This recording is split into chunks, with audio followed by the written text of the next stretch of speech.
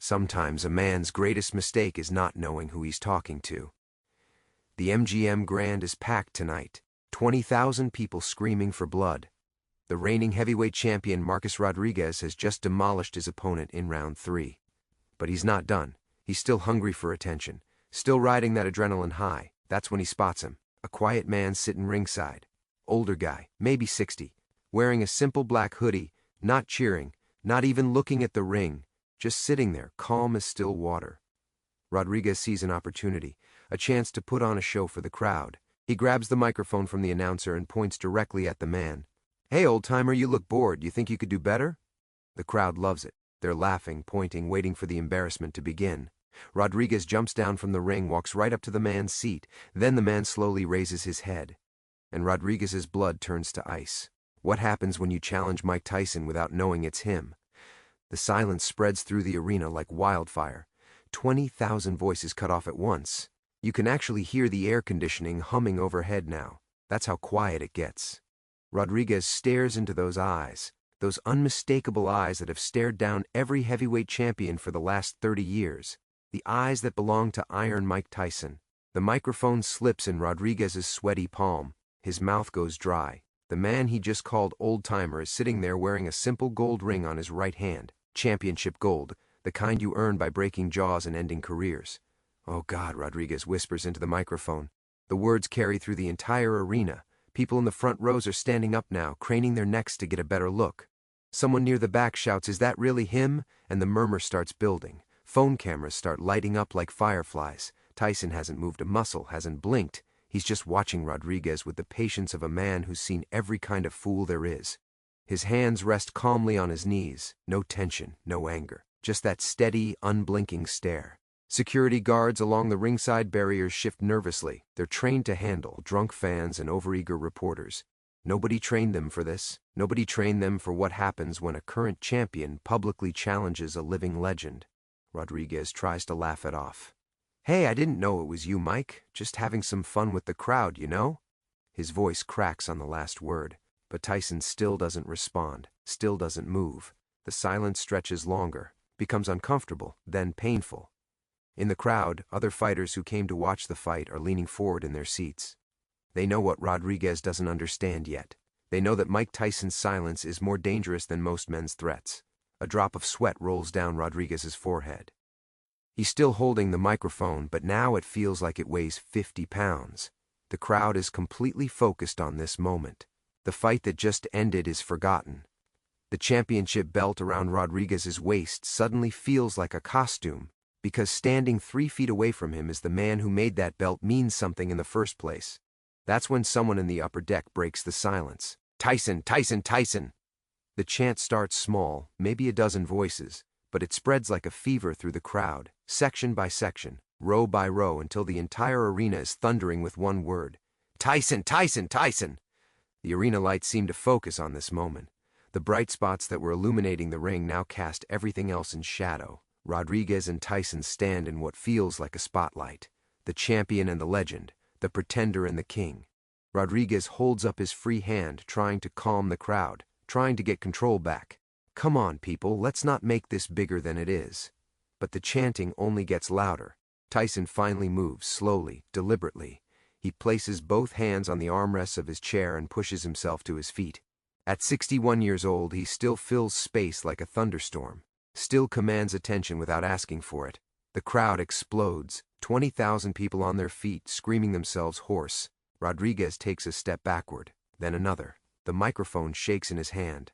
That's when Tyson speaks. His voice is quiet, almost conversational. But somehow it cuts through all that noise and reaches every corner of the arena. "You wanted to put on a show." 6 words, that's all. But they hit Rodriguez like body shots. "Mike, listen, I apologize. I had no idea you were here tonight. I was just..." Tyson raises one hand just slightly, but Rodriguez stops talking immediately. "You want to embarrass someone you thought couldn't fight back." Rodriguez's face goes pale, because that's exactly what he was trying to do. Everyone in the building knows it. The cameras caught it. The microphones recorded it. Near ringside, other professional fighters are watching with fascination. They've seen Rodriguez bully reporters and trash-talk opponents. But this is different. This is a master class in real power, the kind that doesn't need to be loud or flashy. Rodriguez tries one more time. Mike, you're a legend. I respect everything you've accomplished. This was just entertainment. Tyson's eyes never leave Rodriguez's face. Entertainment. He says the word like he's tasting something bitter. The crowd has gone quiet again, waiting. Everyone in that building knows they're watching something that will be talked about for years. The night a champion learned the difference between being famous and being respected. Rodriguez's championship belt suddenly feels heavy around his waist, like it's made of lead instead of gold. The cameras are rolling now. Every major sports network, every social media platform, every phone in the building. This moment is being broadcast live to millions of people around the world. Rodriguez's team is trying to get his attention from ringside. His trainer is making frantic hand signals. His manager is shouting something that gets lost in the crowd noise. But Rodriguez can't look away from Tyson, can't move. That championship belt around Rodriguez's waist might as well be made of plastic now. 20 minutes ago, it meant everything. Represented years of training and sacrifice and victory. Now, standing 3 feet from Mike Tyson, it feels like a participation trophy. You know what your problem is? Tyson asks. Still that quiet voice. Still that calm tone. Rodriguez shakes his head. He doesn't trust his voice anymore. You think being strong makes you powerful.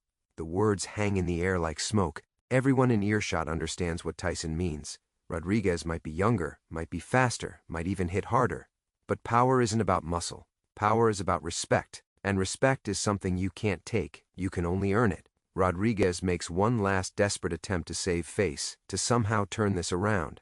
Mike, why don't you come up in the ring? Show these people what you've still got.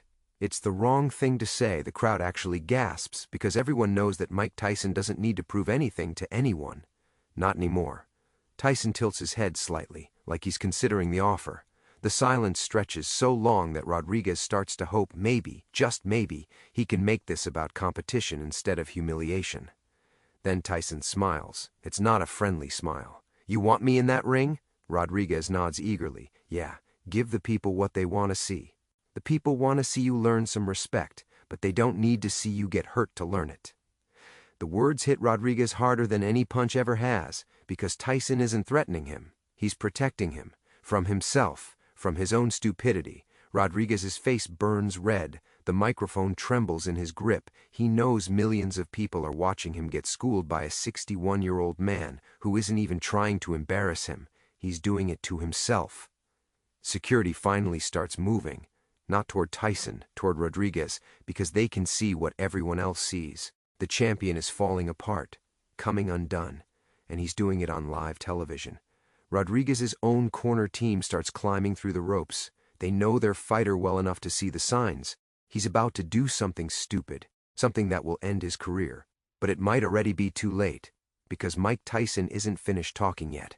Tyson takes one step forward, just one, but it changes everything. Rodriguez instinctively takes 2 steps back. His team is calling his name now, trying to get him to walk away. But he's frozen, trapped between his pride and his fear.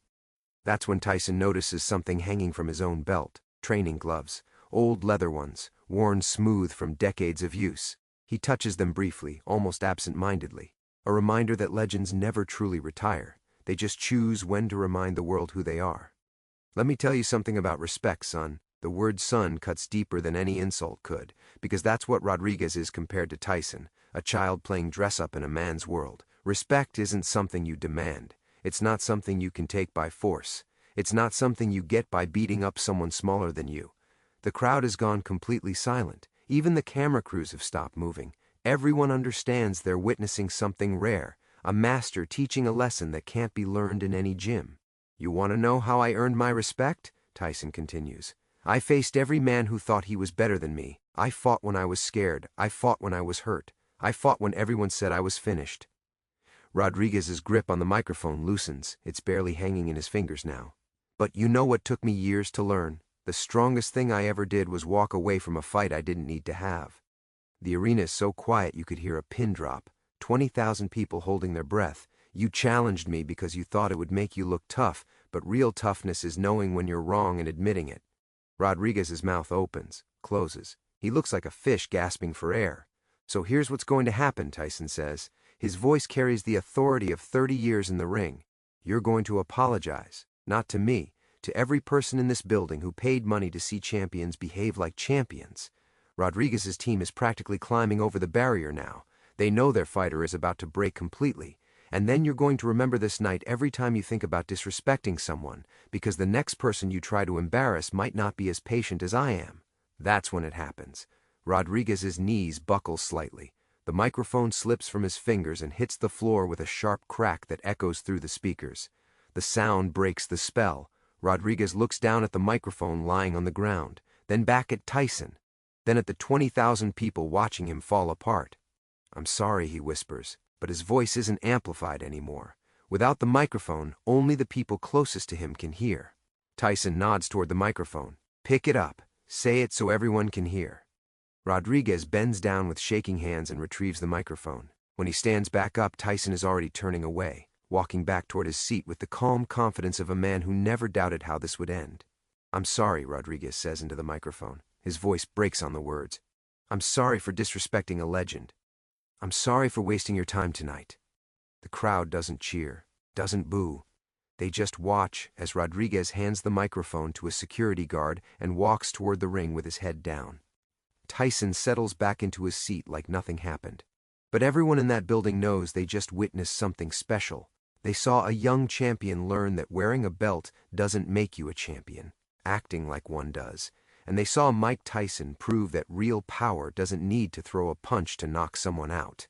The microphone lies forgotten on the concrete floor where Rodriguez dropped it. A piece of equipment that was supposed to amplify his voice instead became the tool of his destruction. No one bothers to pick it up. Rodriguez climbs back through the ropes into the ring.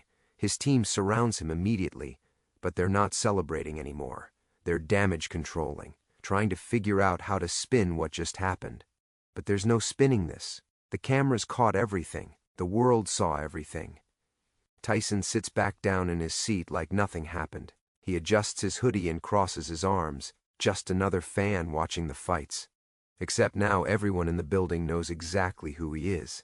The crowd gives him a standing ovation that lasts 5 full minutes. 20,000 people on their feet, applauding a man who just taught a master class in dignity, in respect, in what it really means to be a champion.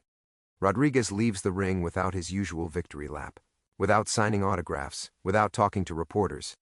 His championship belt is still around his waist, but it might as well be invisible. Everyone's attention is on the quiet man in the black hoodie. As the arena slowly empties, people walk past Tyson's seat hoping to catch his eye, hoping for a nod or a smile, some recognition that they witnessed something historic. But Tyson keeps his focus straight ahead. He's done performing for tonight. Rodriguez will wake up tomorrow to a world that's completely different. His social media will be flooded with clips of his humiliation. Sports commentators will analyze what went wrong. His next fight will be overshadowed by the night he challenged Mike Tyson and learned he wasn't ready for that conversation. But maybe that's not entirely a bad thing. Maybe Rodriguez needed to learn that being champion means more than winning fights. It means earning respect. And respect, as Mike Tyson proved tonight, can't be taken by force. The house lights come up. The crowd filters out into the Las Vegas night. And Mike Tyson finally stands up from his seat, straightens his hoodie, and walks toward the exit. Just another night at the fights, except for the young champion who learned that legends become legends for a reason, and that reason has nothing to do with the belt around your waist.